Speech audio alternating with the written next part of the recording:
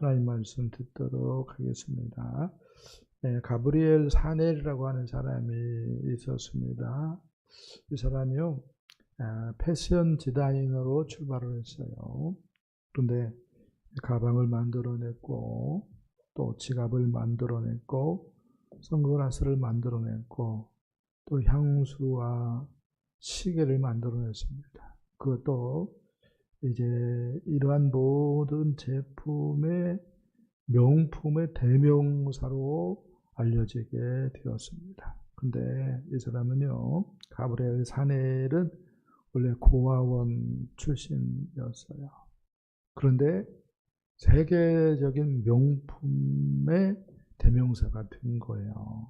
그래서 전 대통령 그 여사도 샤넬백 때문에 문제가 되어가지고,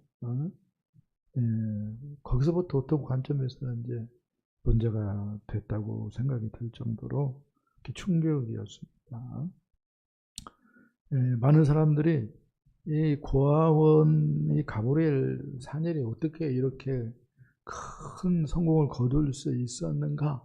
라고 하는 질문을 던지고, 한 두 가지를 얘기를 합니다. 먼저는 노동자 여성들을 위해서 간편하고 편안한 옷을 개발했는데 이것이 주요했다라고 얘기를 합니다. 여기서 미천을 좀 잡았다는 거예요.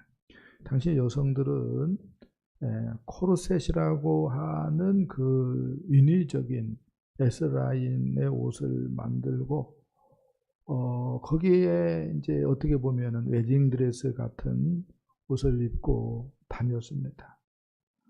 그렇게 해야 나 좀 잘 나가요, 나 결혼 잘했어요, 이렇게 여겨지는, 그렇게 간주해주는 문화였어요, 유럽이. 그런데 이제 산업화 바람이 불어오고, 그래서 직장에 여자들이 진출을 했는데, 생각 한번 해보세요. 그 공주옷 같은 옷을 입고 일을 한다고 생각을 해보세요. 얼마나 이게 참 불편하고 작업 효율도 안 올라가겠습니까? 그런데 샤넬이 뭘 만들어낸 거예요? 간편하고 편안한 옷을 이렇게 만들어 냈어요. 그때 물론 여러 디자이너들이 혹평을 했어요.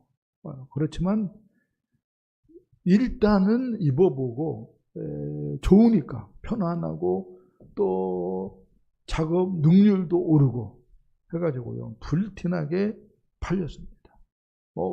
회사에서도 막 사줘 그렇겠죠. 그래가지고 대박이 난 거예요. 여기서 미천을 잡았다라고 이야기를 합니다. 그런데 그것만이 다는 아니에요. 이 샤넬이 미모가 특출났어요. 그리고 얼굴값을 좀 했습니다. 어떻게 얼굴값을 했는가 할 때에 당시에 유명한 섬유업자 회장의 아들 발상이라고 하는 사람이 있었는데 그 사람하고 정분이 나왔어요. 그래서 그 사람을 이용해서 또 한미천을 잡아요. 또 당시에 백만장자의 사업가인 카펠과 또 정분이 납니다. 정분이 나서 정부 노릇하면서 거기서 또 미천을 잡아요. 그런데 러시아의 스트라빈스키라고 하는 유명한 음악가인데 이 사람하고도 또 정분이 나가지고요, 거기서도 또 돈을 좀 마련을 해요. 이렇게 해가지고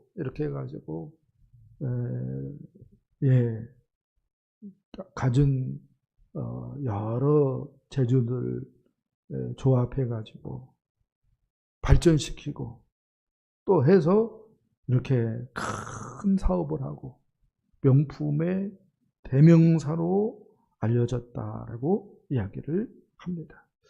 그래서 어떤 분들은 사내를 아주 극찬을 해요. 성공을 위해서 뭐든지 했던 유능하고 정열적인 여인이었다, 이렇게 이야기를 합니다. 말이 그렇지 이렇게 했는데 결국은 쫄딱 망했다면은 칭찬할까 할 때야 아니죠. 대통령이 있습니다. 대통령 전에는요 산전수전 다 겪죠. 그리고 뭐 표를 얻기 위해서 혹은 자기 정치의 야망을 이루기 위해서 수많은 또 나쁜 짓도 하고 정적을 또 제거하면서 피를 뿌리죠. 그런데 일단 대통령이 되면은 모든 것이 덮어지죠. 어떤 관점에서는 사내리 이런 케이스지 않는가 그런 생각을 해 봅니다.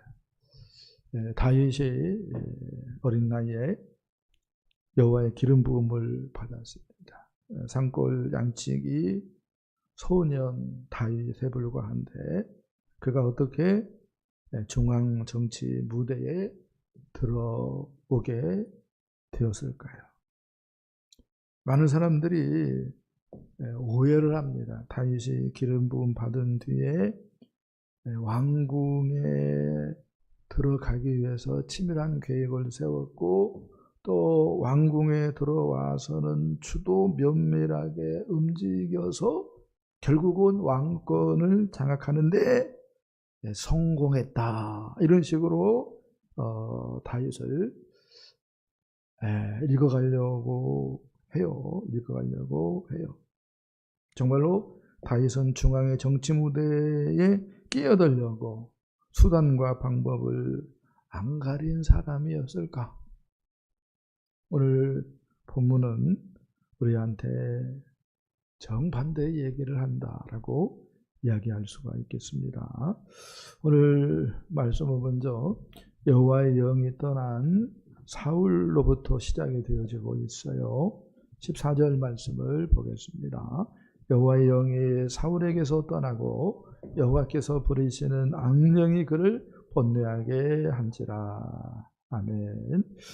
여호와의 영이 떠났다라고 이야기를 하고 있어요. 여호와의 영이 떠났다. 근데 엄밀한 의미에서는 하나님의 신은 아니 계신 곳이 없어요.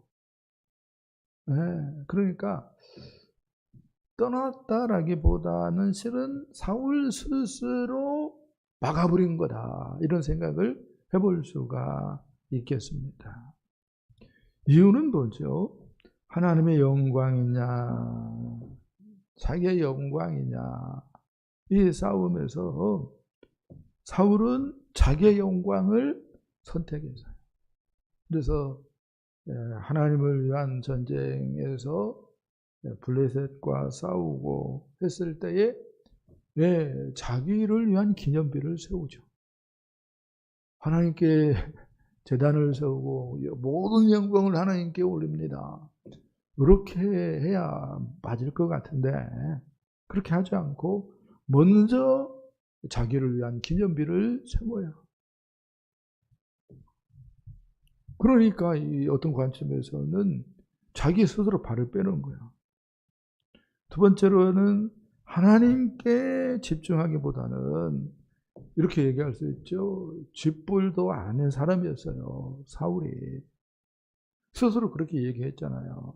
베냐민 지파 중에 가장 작은 우리 집인데 하면서 그런 고백을 하지 않았습니까?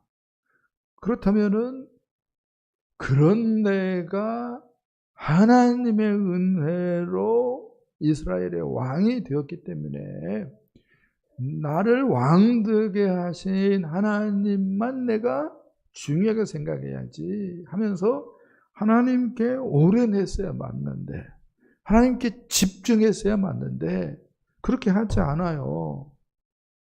주제의 왕이 되었다고 이스라엘 백성들을 바라봐요. 지지율을 또 생각을 해요. 그래서 이스라엘 백성들의 그 소리, 이스라엘 백성들의 그 여론, 그런 것들을 중요하게 생각을 합니다. 무엇보다도요? 하나님의 말씀보다도. 그래서 지난주에 우리가 살펴봤지만 아말렉을 치라고 했는데 아말렉을 진멸하지 않아요. 그냥 흉내만 내요. 이렇게 하나님과 담쌓으니까 하나님도 인격적인 분이기 때문에 너도 담쌓았냐? 그렇게까지 담쌓았냐? 그러면 나도 그냥 마음 닫을란다. 이것이 뭘로 표현되는 거예요? 여호와의 영이 사울에게서 떠났다. 이렇게 표현된다라고 이야기할 수가 있겠습니다. 이렇게 되어지니까요.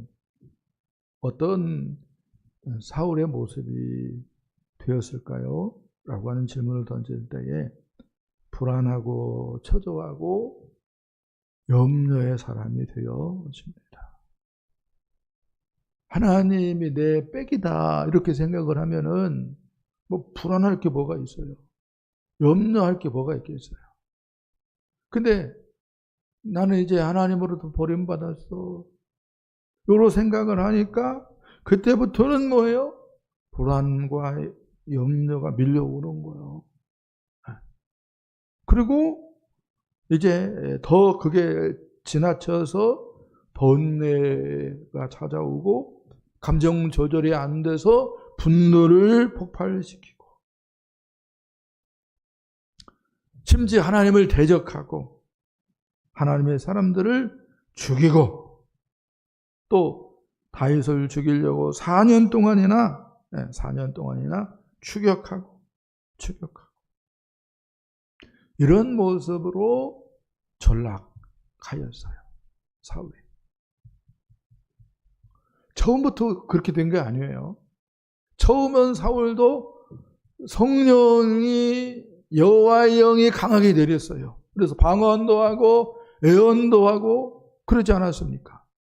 그런데 결과적으로는 뭐예요? 자기의 생각을 하고 결과적으로는 이스라엘 백성들 생각하면서 하나님 말씀을 멀리 해버리고 하다가 보니까 이렇게 망가졌다라고 이야기할 수 있습니다. 오늘 본문에서 신하들이 이렇게 얘기하죠. 너무 왕이 번뇌하고 괴로워하니까 수금 잘 타는 사람을 데려오게 해서 수금을 타게 하소서. 그러면 나을 것입니다. 병의 차도가 있을 것입니다.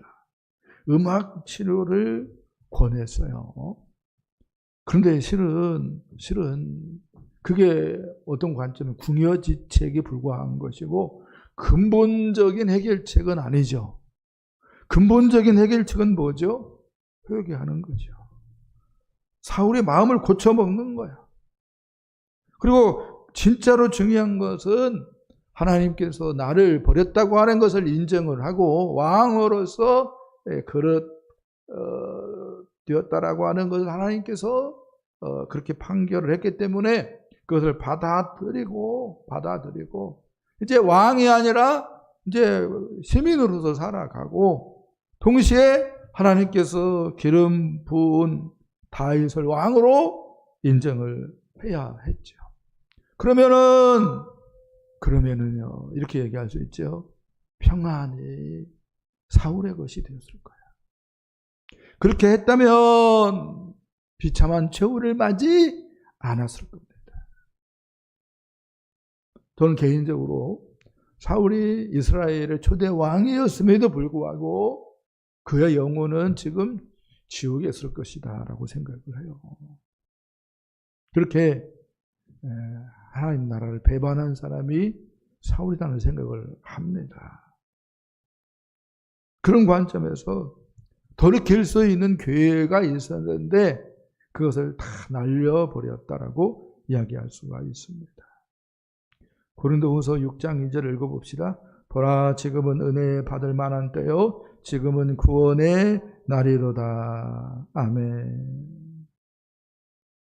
우리를 좀 살펴봐야 되는 거예요.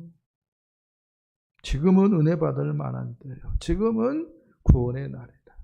지금은 회개하고 구원받을 수 있는 교회가 있다는 거예요. 근데 이게 한도 끝도 계속 그런 날이 드는 건 아닙니다. 우리의 목숨이 끝나면 그 교회는 사라지죠. 혹은 주님이 다시 오시면 그 교회는 사라집니다. 그래서 어떻게 보면 긴 것 같아요. 근데 어떻게 보면은 뭐요? 길지 않을 수도 있다라고 얘기할 수가 있어요. 이런 사실들을 적시하고 하나님 보시기에 내 중심이 바로 서 있는지 살펴보고 바로 할 수 있는 저와 여러분 되기를 예수님의 이름으로 축복합니다. 자, 두 번째 말씀, 소년 다윗이 왕이 되었다라고 하는 말씀이 되어지겠습니다. 13절 말씀을 읽어보겠습니다. 13절, 사무엘이 기름 뿔병을 가져다가 그의 형제 중에서 그에게 부었더니 이날 이후로 다윗이 여호와의 영역에 크게 감동되니라. 아멘. 보편적으로 많은 사람들은 다윗의 10대에 한 13살이나 15살쯤에 기름 부음을 받고 그 다음에 30세쯤에 비로소 유다지파, 다윗이 유다지파 소속이잖아요. 헤브론에서 유다지파의 왕이 되었다 이렇게 생각을 합니다. 그리고 37세쯤에 혹은 38살쯤에 전반적인 이스라엘 12지파의 왕이 되었다라고 생각을 합니다. 그래서 사무엘에게 기름 부음을 받고 20년 동안은 정말로 쫓겨다니면서 개고생한 사람이 다윗이다 이렇게 생각을 해요. 이게 뭐예요? 보편적인 사람들의 생각입니다. 근데 이 보편적인 사람들의 생각이 맞을까라고 하는 질문을 던지고 제가 말씀을 좀 살펴봤어요. 먼저 15장 23절 읽어보겠습니다. 왕이 여호와의 말씀을 버렸으므로 여호와께서도 왕을 버려 왕이 되지 못하게 하셨나이다. 아멘. 사무엘이 사울에게 하는 말입니다. 여호와께서도 왕을 버렸다. 그래서 왕이 지금 아니다 라고 얘기를 합니다. 하나님께서 사울왕을 버렸어요. 왕으로서 버렸어요. 그러면 사람들은 비록 사울을 왕으로 생각하고 있다 할지라도 실상은 이스라엘의 왕이 아닌 거예요. 자, 그 다음에 16장 1절 보겠습니다. 시작. 내가 이미 사울을 버려 이스라엘 왕이 되지 못하게 하였거늘 네가 그를 위하여 언제까지 슬퍼하겠느냐. 하나님께서 말씀해요. 이미 사울을 버렸다. 이스라엘 왕이 아니다. 사울은. 그런데도 네가 왜 이렇게 슬퍼하냐. 정신 차려라. 하나님이 사무엘에게 말씀을 하고 있어요. 하나님께서 사울을 왕에게서 버렸어요. 왕으로서 버렸어요. 그러니까 너도 사울을 왕으로 생각하지 마. 미련 두지 마. 슬퍼할 것도 없어. 이렇게 얘기를 합니다.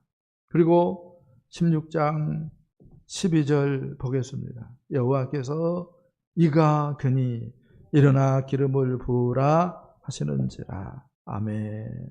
그리고 13절 기름 뿔병을 가져다가 다윗에게 기름을 붓습니다. 그러면은 이렇게 얘기할 수 있어요. 사람들 볼 때에 사울이 계속해서 왕 위에 있지만 실상은 누가 하나님 나라의 왕인 거예요? 다윗이죠. 소년이지만 하나님께서 사울은 버리고 이스라엘 왕으로 하나님이 기름 부었기 때문에 실상 왕은 누구예요? 다윗입니다. 이렇게 우리가 생각을 해야 됩니다. 그래서 이것을 그림으로 한번 제가 그려봤어요. 한번 넘겨주세요. 사울 왕의 시대가 있습니다. 사울 왕의 시대가 있어요. 펼쳐지고 있어요. 근데 하나님께서 사울을 버렸다라고 얘기하고 사무엘에게 베들레헴 가서 이새의 아들 중에 하나 기름을 부어라 라고 말씀을 하고, 사무엘은 정말로 하나님 말씀에 순종해서 다윗에게 기름을 부었습니다. 그때부터 실은 다윗 왕의 시대가 펼쳐지고 있는 거예요.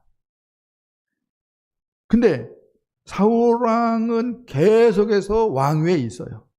왕위에 있어요. 어느 때까지? 블레셋 나라에서 패전해가지고 자살할 때까지 계속해서 사울은 이스라엘 왕위에 있어요. 근데 실상은 다윗이 그 사무엘 선지자의 기름 부음 받음부터 왕이었다라고 이야기할 수가 있겠습니다. 이것이 임의와 그러나 아직 그런 사상하고 엇비슷하다라고 얘기할 수 있습니다.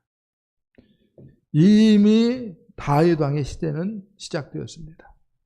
그러나 언제 그것이 드러납니까? 이렇게 얘기할 수 있죠. 유다 지파의 왕이 됨으로, 혹은 온 이스라엘 12지파의 왕이 됨으로 다윗이 왕이 되는 것이 드러난다라고 이야기할 수가 있겠습니다. 그러나 하나님은 언제부터 다윗을 왕으로 생각을 했어요? 사무엘에게 기름 부으라고 말한 다음부터 다윗을 왕으로 생각을 했더랬습니다.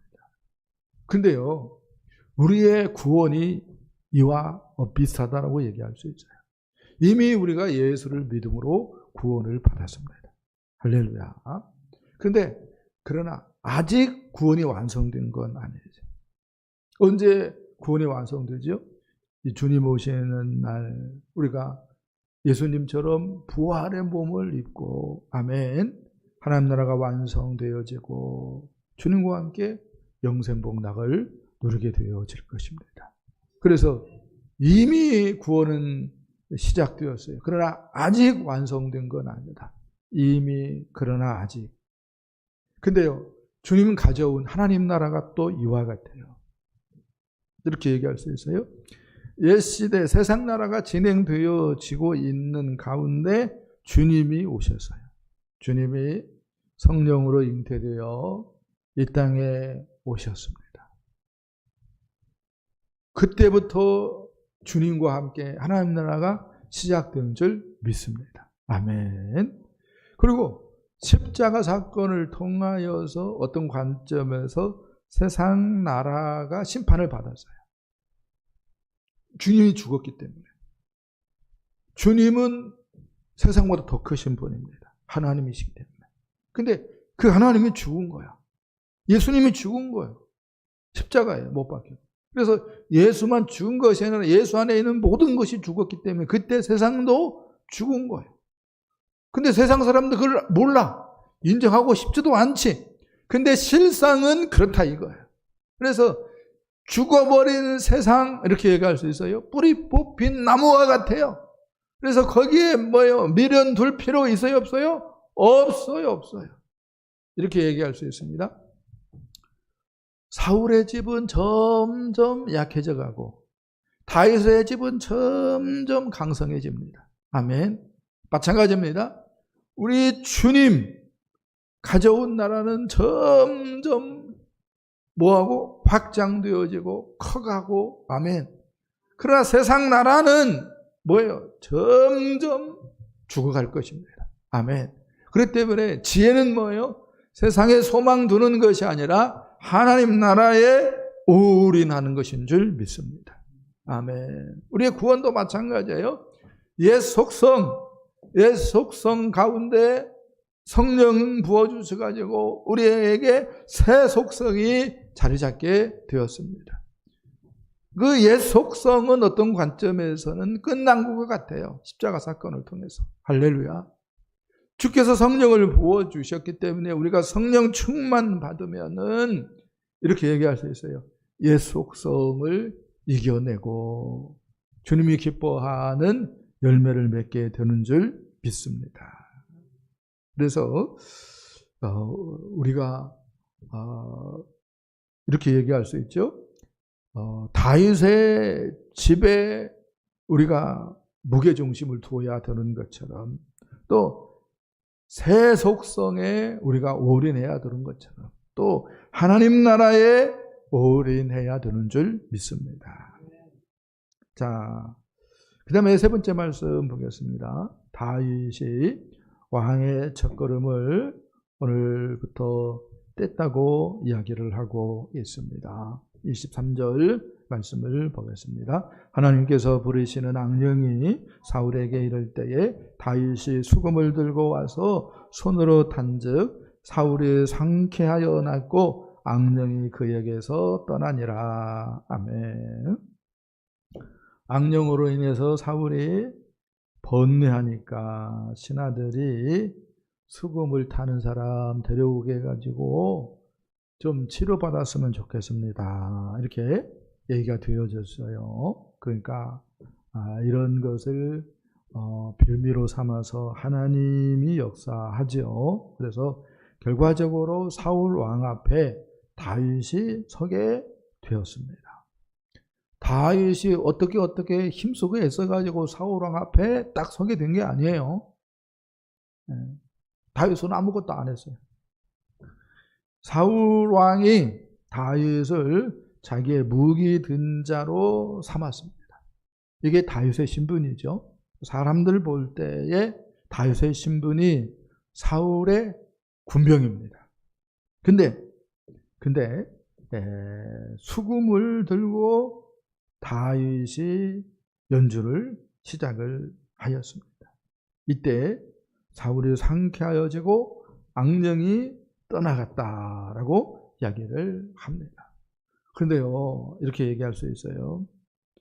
그 악령이 떠났는데 결과적으로는 이게 완쾌가 안 되잖아요. 그래서 다윗을 창으로 던져가지고 벽에 못 박으려고까지 하지 않습니까?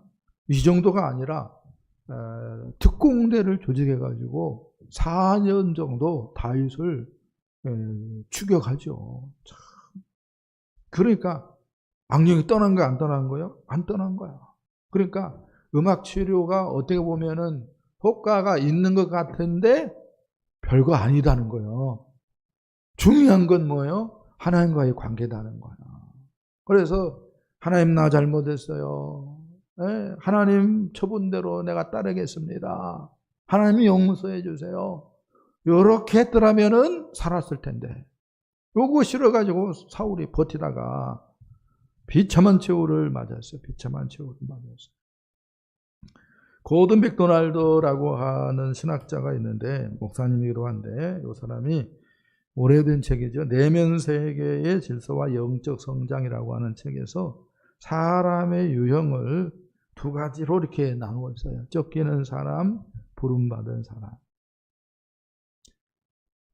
근데 쫓기는 사람이 누구예요? 사울이에요. 사울. 그래서 뭐하고 번뇌하고 근심하고 불안하고 초조해하고. 근데요, 우리 시대 교회들이요, 이런 모습입니다. 우리 시대 교회들이 불안해하고 번뇌하고 근심하고 걱정해요. 더 수가 줄면 안 되는데, 더 수가 줄면 안 되는데. 그래서 부목사들만 고생 지익살나게 합니다.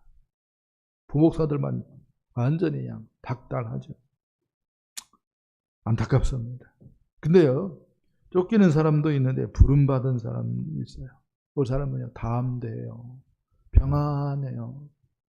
평안해. 여유가 있어요. 하나님의 함께함을 느끼니까. 여러분 어떤 사람입니까? 하나님의 사람의 일이 있습니다. 혼란하는 가운데 질서를 가져다 준다라고 얘기할 수 있어요. 혼돈 가운데 질서를 세우는 일을 합니다.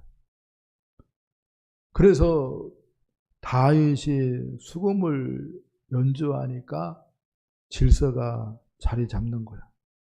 그게 뭐죠? 악령이 떠나는 것이라고 얘기할 수가 있겠습니다. 그다음 병든 사람을 치유하는 일을 합니다.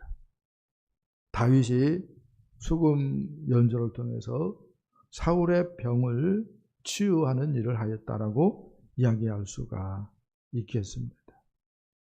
그러니까 다윗이 왕으로서 첫걸음을 뗐는데 혼돈 가운데 질서를 세우는 일을 하였고 병든 사람을 치유하는 일을 하였다라고 이야기할 수가 있겠습니다.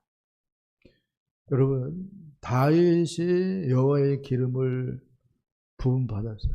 마찬가지입니다. 동일하게 우리도 성령의 대주 기름 부음을 받았습니다. 아멘. 그렇기 때문에 어떤 관점에서는 우리도 하나님 나라의 왕인 거예요. 물론 우리가 하나님 나라 왕 노릇을 언제 본격적으로 하냐?